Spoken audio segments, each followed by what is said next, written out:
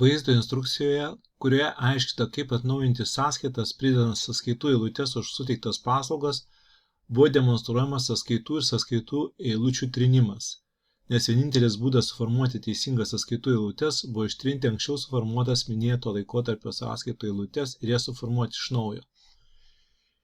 Jeigu duomenys vedami nuosekliai atliekamiams veiksmams kliento objekte, tai sąskaitų eilučių naujinimas tokiais atvejais vyksta be klaidų pranešimų ir sąskaitų bei sąskaitų eilučių trinimo funkcijų neprireikia.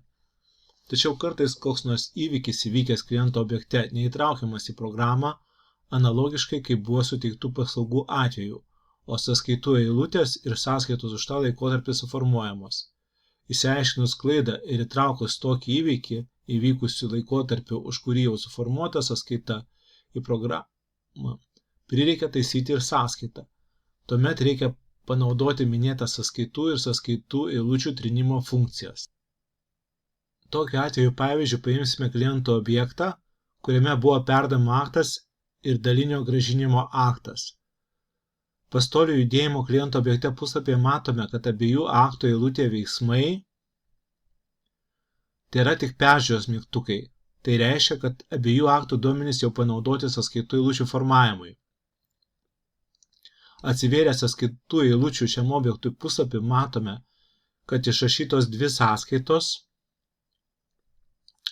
Pasidarau šio puslapio kopiją, kad žinočiau sąskaitų numerius ir datas, kai jas reikės formuoti po pataisimų. Grįžtame į pastolių judėjimo kliento objekte puslapį. Sakykime, po paskutinės sąskaitos išrašymo paaiškėjo, kad buvo neįtrauktas einamojo mėnesio pradžioje įvykęs pastolių grąžinimas. Įtraukiame šį grąžinimą suformuodami grąžinimo aktą.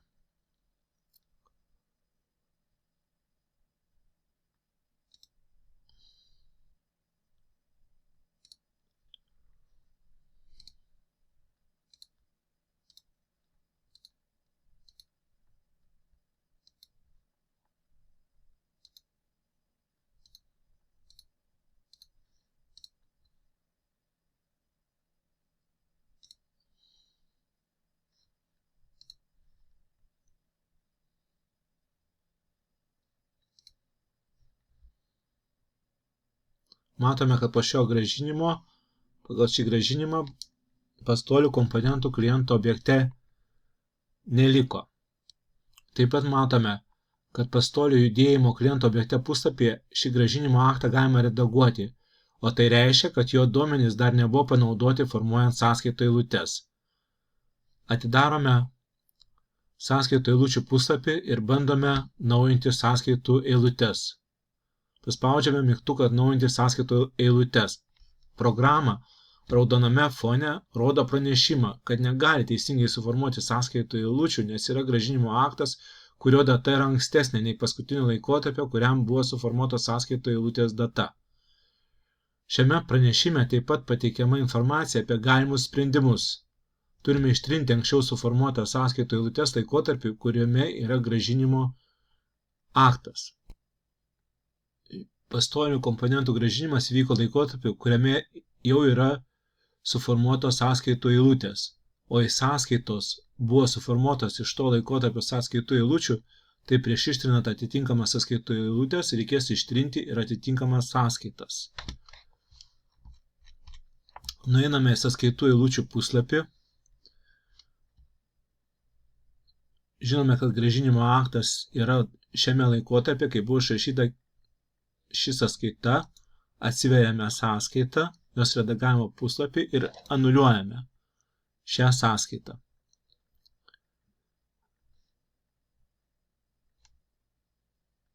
Vėl grįžtame į atitinkamo kliento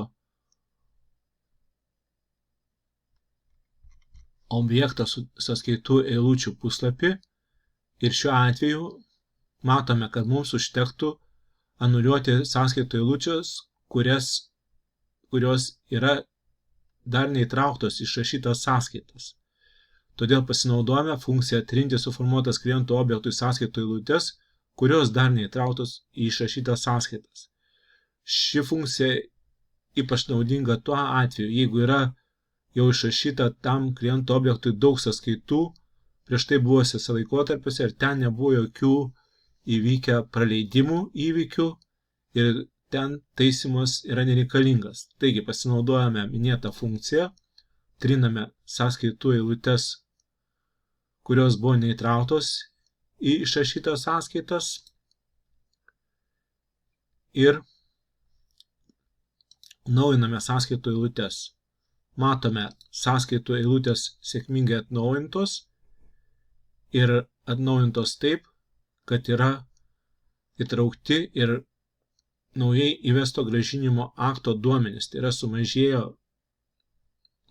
atsirado 2 sąskaitų eilutės vietoj vienos, nes grąžinimo aktas sumažino nuomos kainą.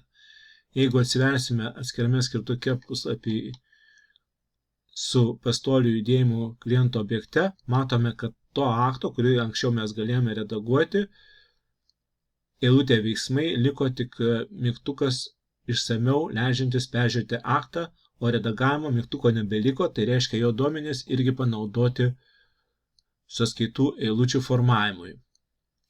Nueiname į sąskaitų eilučių puslapį ir po to pereiname į sąskaitos formavimo puslapį, įtraukiame abi eilutes ir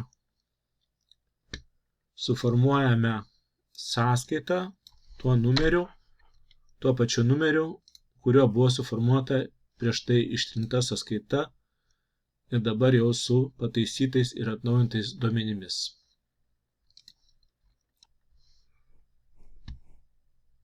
Suformavus sąskaitą, taip pat matome pasikeitusius jos duomenis, išrašytų sąskaitų